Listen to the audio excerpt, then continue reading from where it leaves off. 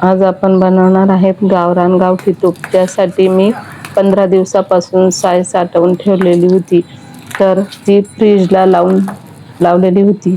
तर आज बघा, ती आता अर्ध्या तासापूर्वी मी बाहेर काढून ठेवली आणि ते आता पूर्णपणे व्यवस्थित मिक्स करून घेत आहे. तर आता ही मिक्स झाल्यानंतर आपण रवीनेही घोसळू शकतो किंवा मिक्सरला पण फिरवून घेऊ शकतो. तर आता मी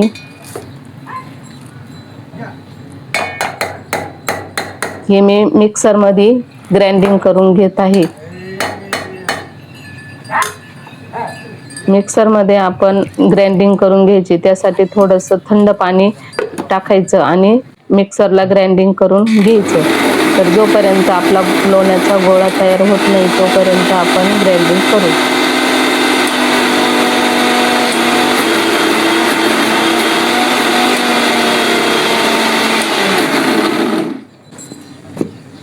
तर आपला लोण्याचा गोळा तयार झाला बघा. त्यासाठी पूर्ण चमच्याने बघून घ्यायचा झाला की नाही. आपला लोण्याचा गोळा तयार झाला असलेला आहे तर ठीक आहे, नाहीतर परत थोडंसं पाणी टाकायचं आणि परत मिक्सरला ग्राइंडिंग करून घ्यायचं.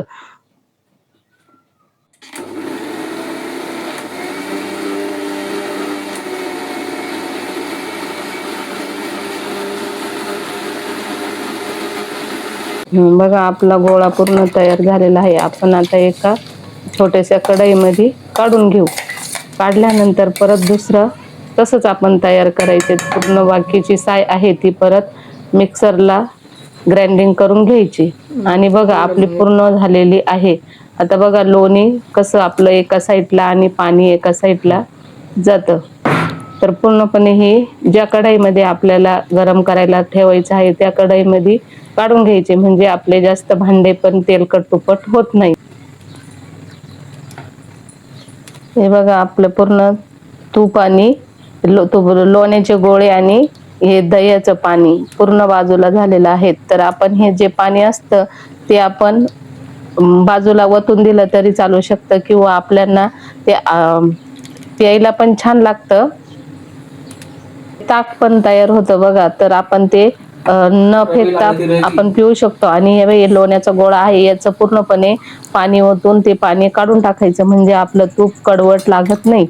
तर ते हे बघा, हे पाणी पूर्ण काढायचं. नितळ पाणी निघेपर्यंत आपण पाणी ओतायचं आणि पाणी काढून घ्यायचं. मग आपलं तूप एकदम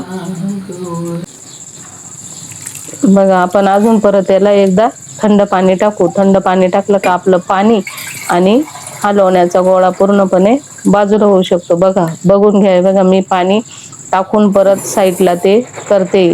आपलं पाणी बघा किती नितळगार पाणी निघतं. तर हे नितळगार पाणी निघतं तर आपलं तूप कडवट लागत नाही. त्यामुळे हे असं पाणी काढून घ्यायचं. आणि आपला बघा पूर्णपणे लोण्याचा गोळा तयार झालेला आहे. आता आपण हा लोण्याचा गोळा बघा, आपलं हे ताक पूर्णपणे तयार आहे. आणि आता आपण कढई गॅसवर ठेवू आणि कढईमध्ये ठेवून असा गॅसवर ठेवून देऊ. बघा, आता बघा, आपण गॅस पेटवून घेऊ आणि मीडियम गॅसवर आपलं हे होऊ द्यायचं. हळूहळू झालं की बरोबर वितळायला लागतं. मग आपलं तूप पूर्णपणे तयार होतं. बघा, आता किती मस्त तयार व्हायला लागलंय. आपलं तूप तयार हळूहळू व्हायला लागलं तर हे मीडियम गॅसवरच हळूहळू होऊ द्यायचं.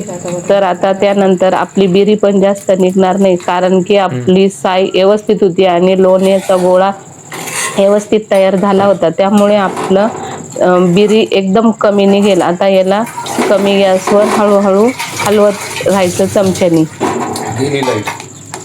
हे बघा, आपण वास येऊ नये म्हणून आपण तुळशीचे पानं टाकले याच्यात. बघा, आपलं तूप किती मस्त पिवळं आणि किती छान सुगंध पण सुटलाय त्याचा बघा. त्यामुळे हे तूप आहे ना, डाळ भातावर, लहान मुलांना कसं चहा पोळी सोबत पण खायला आवडतं. आणि आपण हे बघा, घरगुती तूप आणि